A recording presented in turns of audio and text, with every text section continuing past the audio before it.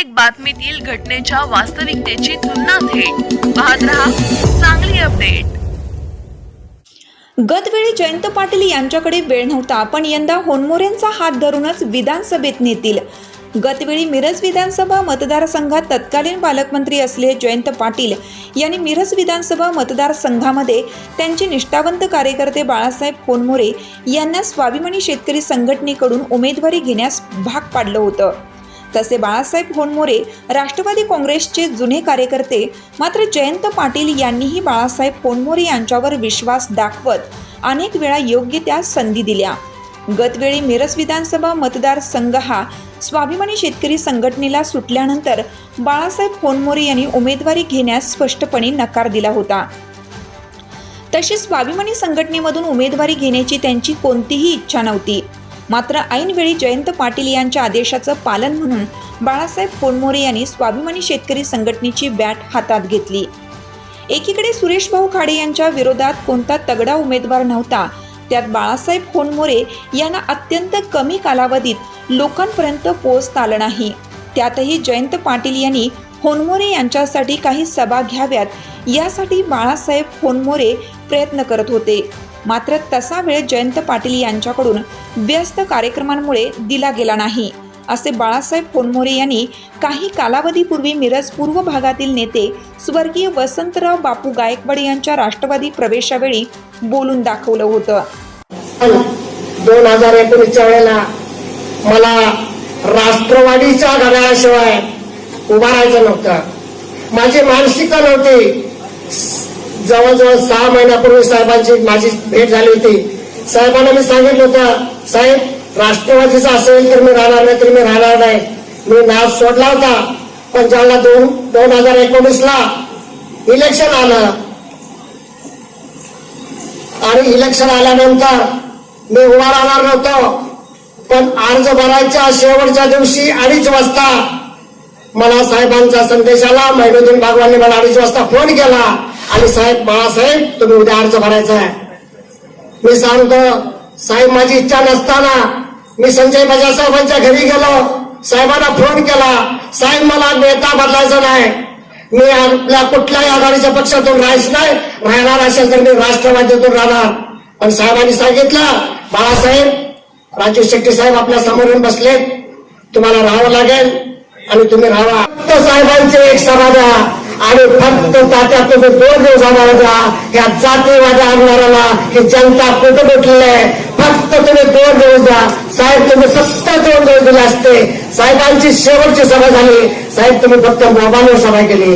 माझ्या सभा मतदारसंघामध्ये 2019ला एकही सभा झाली नाही, कसे होणार? तरी सुद्धा साहेब 67,000 मतं पडली, मला फक्त 14,000 मतं पडली असते तर साहेब तुमच्या आश्रयाखाली आणि माझा पुढे पडणारा एक अत्यंत विश्वासू कार्यकर्ता आमदार साहेब तुमच्या आश्रयाखाली आज राहिला असता। मात्र जयंत पाटील यांनीही एक किस्सा यावेळी सांगितला होता। त्यावेळी नुकतीच लोकसभा निवडणूक संपन्न झाली होती व लोकसभेचा मतदारसंघ ही स्वाभिमानी शेतकरी संघटनेला देण्यात आला होता। तर स्वाभिमानीकडून विशाल पाटील लढले होते। स्वाभिमानीकडून विशाल पाटील लढले, पराभूतही झाले, पण ते सध्या काँग्रेसचे काम करत आहेत। तसेच बाळासाहेब होनमोरे हे जरी स्वाभिमानीकडून लढले असले तरी ते आमचे विशाल पाटीलच आहेत, असं वक्तव्य जाहीर कार्यक्रमात जयंत पाटील यांनी बाळासाहेब होनमोरे यांच्याविषयी केलं होतं। राष्ट्रवादीचे म्हणून कायम त्यांनी निष्ठेनं काम केलेलं आहे। जरी शेतकरी संघटनेत आता विशाल पाटील पण स्वाभिमानी शेतकरी संघटनेत उभे होतेच, पण आता ते काँग्रेसचे पदाधिकारी झाले, तसे हे आपले विशाल पाटील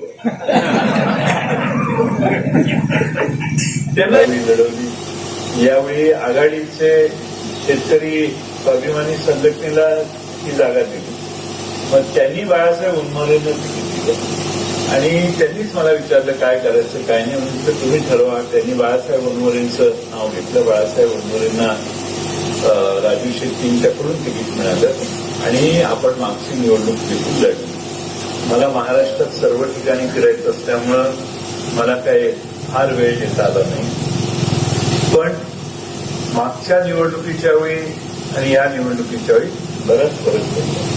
त्यावेळी जास्त मदत होती. आणि दिलीप तात्यांनी जर येऊन भाषण केलं असतं आणखीन त्याच्यात भरत पडली असती. त्यामुळं आपण सगळ्यांनी प्रयत्न केला तर बाळासाहेब वनमोरेंचं एक कौतुक केलं पाहिजे.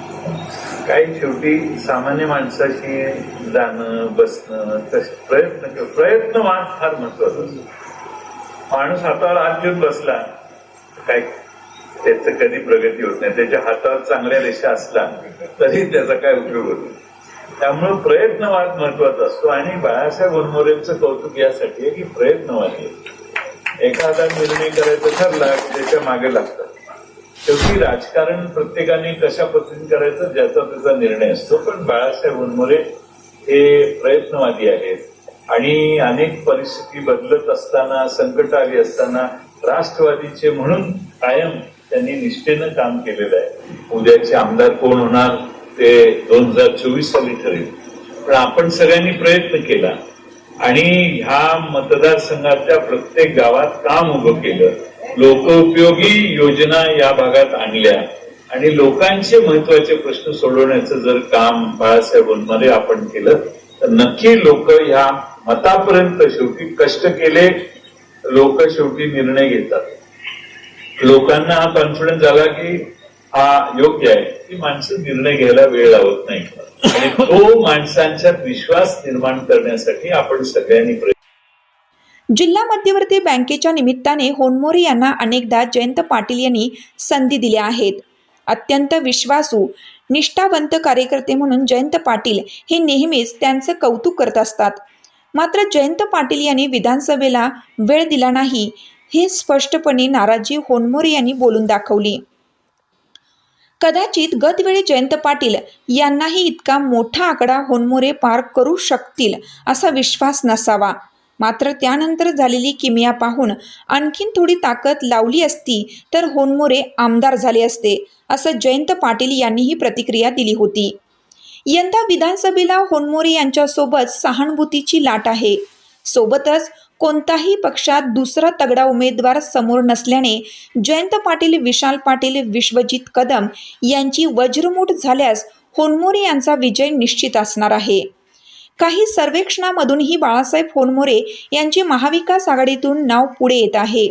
कारण भावनिकतेच्या लाटेवर अनेकदा मतांचा प्रभाव चांगल्या पद्धतीनं पडू शकतो. गतवेळी झालेली लोकसभा निवडणुकीत याच गोष्टीचे उत्तम उदाहरण आहे. विकासाच्या मुद्द्यापेक्षा भावनिकतेची लाट जोरात वाहू लागली व या लाटेत विशाल पाटील यांनी 1 लाखांचे मताधिक्य घेतलं.